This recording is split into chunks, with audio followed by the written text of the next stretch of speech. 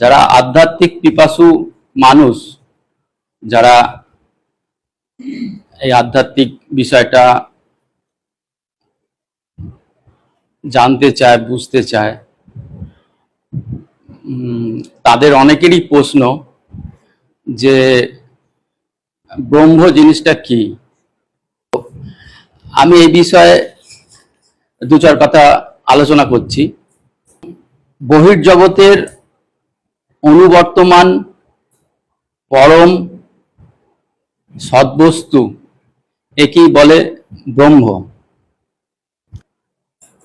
আরো আসছি পরে।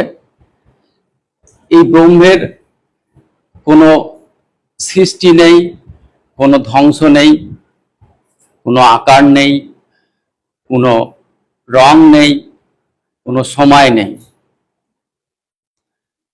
আর মনোজগতের অনুবর্তমান পরম সদ্বস্তু হচ্ছে আত্মা।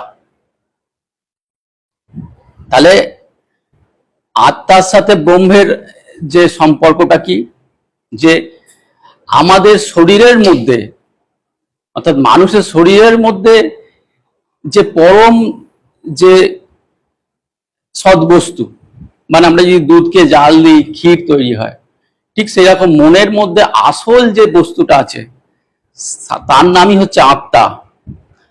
আর আমাদের শরীরের বাইরে যে পরম সদ্বস্তুটা আছে সেটাই হচ্ছে ব্রহ্ম। তাহলে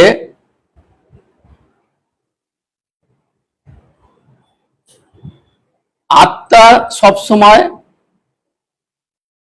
চঞ্চল থাকে। আমাদের শরীরের মধ্যে যে আত্মাটা আছে সবসময় চঞ্চল থাকে। সেই আত্মাকে যখন আমরা স্থির করতে পারবো তখনই সেটা ব্রহ্ম রূপে ধরা দেবে। অর্থাৎ আত্মার সাথে ব্রহ্মের কিন্তু খুব একটা পার্থক্য নেই। আমরা সকল মানুষ, আমাদের ভেতরে একটা আত্মা তো আছেই, কিন্তু সেই আত্মাটাকে আমরা যদি সবসময় চঞ্চল থাকে, সেই আত্মাকে যখন আমরা স্থির করতে পারবো বিভিন্ন প্রক্রিয়ার মাধ্যমে, জ্ঞানের মাধ্যমে, গীতা পাঠের মাধ্যমে, পূজা অর্চনার মাধ্যমে, ধ্যানের মাধ্যমে, সেই আত্মাটাকে যখন আমরা স্থির করতে পারবো সেটাই হচ্ছে ব্রহ্ম। অর্থাৎ আমাদের শরীরের মধ্যেও কিন্তু ব্রহ্ম আছে, কিন্তু সেটা চঞ্চল। অর্থাৎ সেই আত্মাটার আমরা যখন স্থির ভাব সৃষ্টি করতে পারবো সেটাই ব্রহ্মরূপে পরিণত হবে। এবং বহির্জগতের ব্রহ্মের সাথে মনোজগতের যে ব্রহ্ম, তার কোনো আর আধার থাকবে না, তার কোনো আর পার্থক্য থাকবে না। অর্থাৎ বহির্জগতের ব্রহ্মের সাথে মনোজগতের যে আত্মার পরিবর্ত রূপ যে ব্রহ্ম, সেটা মিলে মিশে একাকার হয়ে যাবে এবং সেখানেই মানুষের মুক্তি। অর্থাৎ আত্মার বিশুদ্ধ চেতনাই হলো ব্রহ্ম। তাহলে ব্রহ্ম কি কিছু সৃষ্টি করেছে?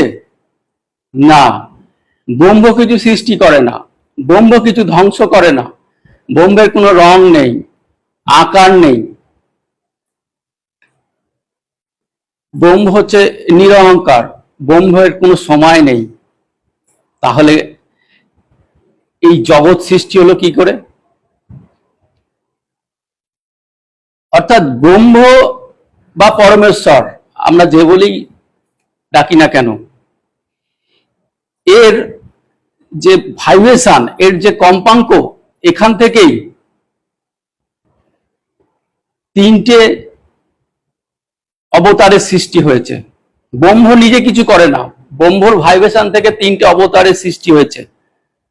একটা হচ্ছে ব্রহ্মা, দ্বিতীয় হচ্ছে বিষ্ণু, তৃতীয় হচ্ছে মহেশ্বর বা শিব।